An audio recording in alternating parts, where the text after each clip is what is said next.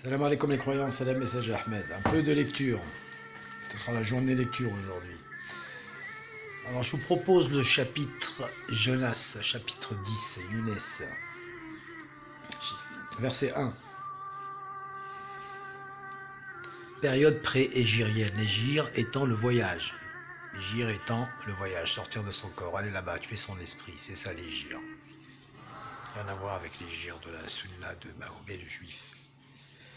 Bismillahirrahmanirrahim. Alif Lam Ra. Ce sont là les versets du livre sage.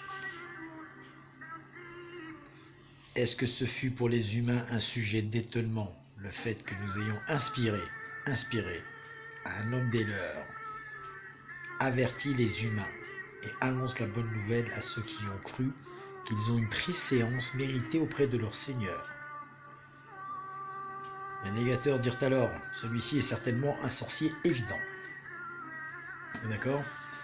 Chapitre Jonas, période pré-égirienne. Pré-égirienne. Dieu envoie un messager, des leurs, des humains à qui il a inspiré, l'avertissement. Quand l'avertisseur vient, quand le messager vient, il vient pour une seule raison, vous avertir d'un châtiment douloureux qui arrive et annoncer la bonne nouvelle à ceux qui ont cru, vous les croyants. Heureux celui qui a cru. Vous avez une préséance méritée auprès de votre Seigneur. Ça veut dire que Dieu a accepté de vous rencontrer avant les autres. Les autres, il va les rencontrer dans le châtiment. Vous, il vous a déjà rencontré avant l'égir. C'est pour ça d'ailleurs que vous pouvez émigrer une fois que vous avez rencontré votre Seigneur. Les négateurs diront c'est un sorcier évident. Ça, c'est ce qu'ils disent aujourd'hui. Car ils ont tout essayé. Kabbale, sorcellerie sur Ahmed, et ça ne marche pas. Donc ils se demandent pourquoi ça ne marche pas. Et il dit c'est un sorcier évident. Votre Seigneur et Maître est Dieu qui a créé les cieux et la terre en 6 jours, puis a manifesté la plénitude de son pouvoir sur le trône. Il préconçoit la marche des choses. Nul intercesseur si ce n'est après son autorisation. C'est cela, Dieu, votre Maître, Seigneur et Maître. Adorez-le donc servilement. N'avez-vous donc point de mémoire? Nous avons déjà vécu la vie que nous vivons actuellement. Il suffit de se rappeler de ce qui va se passer. C'est vers lui votre retour. Ça, il faut s'en souvenir. À tous. C'est là la promesse de Dieu en toute vérité et justice. Donc ça, c'est le verset 4. Nous allons aller au verset 14. Puis, nous fîmes de vous des successeurs sur terre, successeurs à la parole, après eux, afin de voir votre comportement.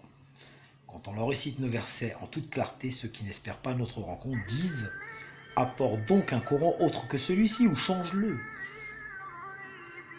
C'est-à-dire apporte-nous une autre information, une autre inspiration, ou change-le. La parole de Dieu ne nous intéresse pas.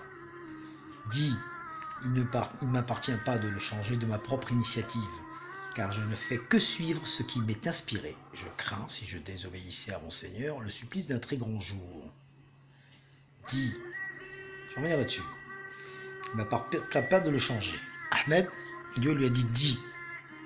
Tu es le premier des musulmans, il l'a dit. Il ne lui appartient pas de le changer. Il aurait pu ne pas le dire, ce qui lui aurait facilité la vie grandement, comme le titre de messager, etc. Non. Il doit dire ce que Dieu a dit qu'il dise. Dis, si Dieu avait voulu, je ne vous l'aurais jamais récité. On ne peut pas réciter le Coran sans l'accord de Dieu. Il ne vous l'aurait pas fait connaître. Le Seigneur ne vous aurait pas fait connaître le Coran, son messager et tout ce qu'il vous inspire. Je suis déjà resté parmi vous toute une vie avant lui. Pendant toute une vie, Ahmed était parmi nous avant de recevoir la révélation. N'êtes-vous pas capable de comprendre? On continue. Qu'est-ce qu'on pourrait dire?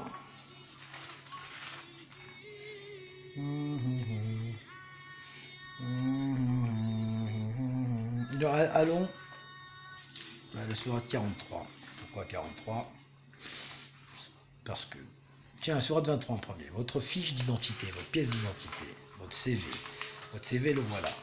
Il faut que vous vous contrôliez vous-même et que vous rentriez dans ce CV. Les croyants, sourate 23. Bismillah ar-Rahman ar-Rahim.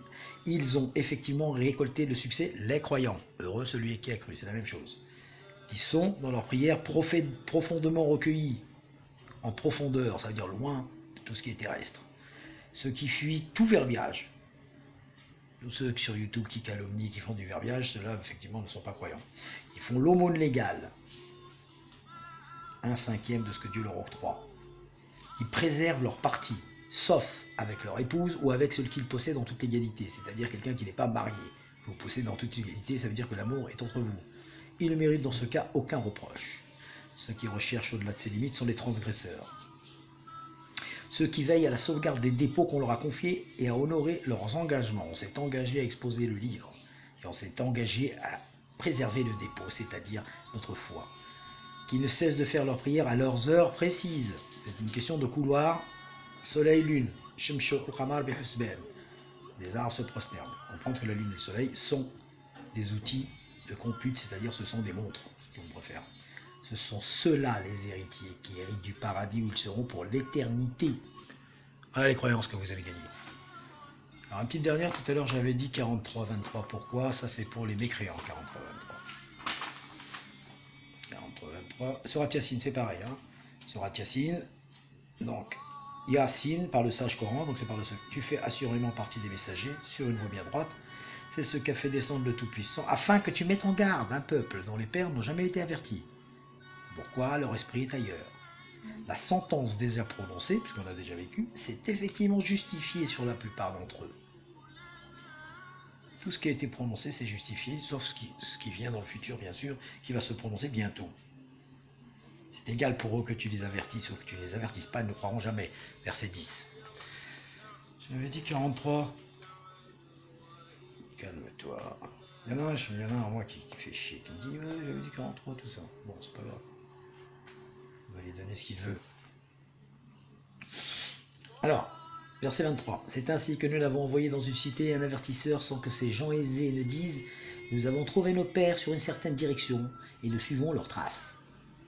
Exactement comme les gens qui disent Ahmed, quoi, tu veux changer 1400 ans d'histoire? Nos savants, ils ont étudié toute leur vie, bordel. C'est pas possible. Si, c'est possible. Il dit, Ahmed, est-ce qu'en bien même je vous apporte une direction meilleure que celle sur laquelle vous avez trouvé vos pères? Ils dirent, nous ne croyons pas à cette mission dont vous aurez été chargés. Nous vengeons d'eux. Regarde, tel était le sort de ceux qui traitèrent nos messagers de menteurs. Voilà, qu'est-ce que je peux vous lire de plus pour cette journée lecture? Allez, pour cette journée lecture, on va lire le succès. Le succès, c'est maintenant. 48-12. Les croyants sont revenus. 12 tribus. 48, 4 et 8. 4 jours la terre. 8 les psaumes.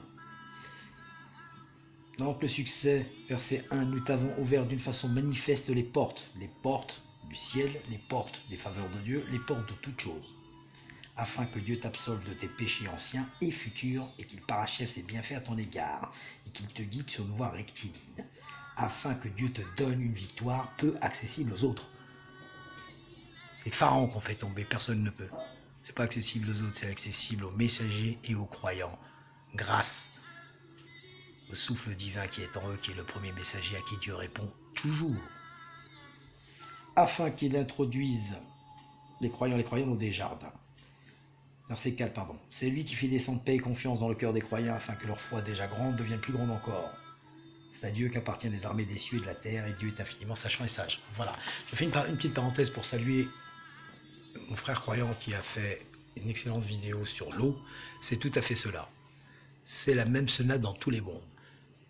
L'eau étant, par en haut, par définition, la parole de Dieu, qui donne vie à toute chose. Gloire et pureté à l'éternel, paix et salut au messager Ahmed, paix et salut aux croyants. La victoire, c'est maintenant.